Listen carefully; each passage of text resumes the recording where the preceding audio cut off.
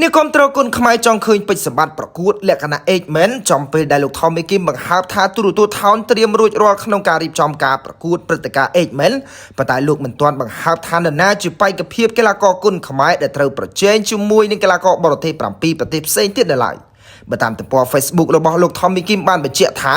ដើម្បីជាកាដូជូនអ្នកគាំទ្រគុណខ្មែរសង្វៀនថោននឹងរៀបចំព្រឹត្តិការណ៍ប្រកួតលក្ខណៈ Age Men ឆ្នាំ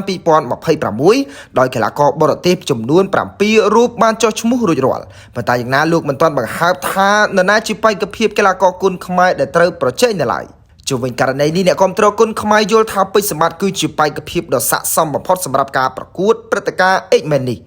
ការអាងដូចនេះដោយលោកសំអាងលើភាពធន់និងសមត្ថភាពប្រយុទ្ធដ៏អង់អាចរបស់កូនសិស្សលោកពេជ្រសុផាន់រូបនេះយកឃើញថាយកពេញបាត់ចឹងមកដោយសារអីលោកដោយសារវាធន់បាទវាល្អអីខ្លះលោកពេជ្រវាល្អដៃវាដៃតែចូលវាដៃនឹងទៅដៃទៅធ្ងន់ការប្រកួត8នាក់ហ្នឹងគឺបានន័យថាឈ្នះមួយជុំឡើងទៅមួយជុំអ្នកឈ្នះដូចគ្នាបាទកពូទុកចិត្តពេជ្រសម្បត្តិមិនដែរទុកចិត្តលើពេជ្រសម្បត្តិទាំង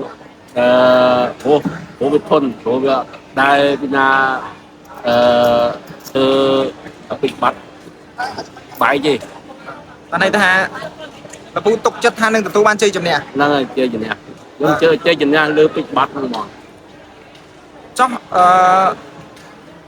ការប្រកួតហ្នឹងលោកពូចង់ឃើញគេដាក់អង្វាន់អីដែរសម្រាប់8នាក់ហ្នឹងបើសិនពេជ្រសម្បត្តិចូលលេងដឹងលេងដឹងគេលេងកម្មវិធីអីទេដឹងនៅក្នុងជុំ8នាក់ហ្នឹង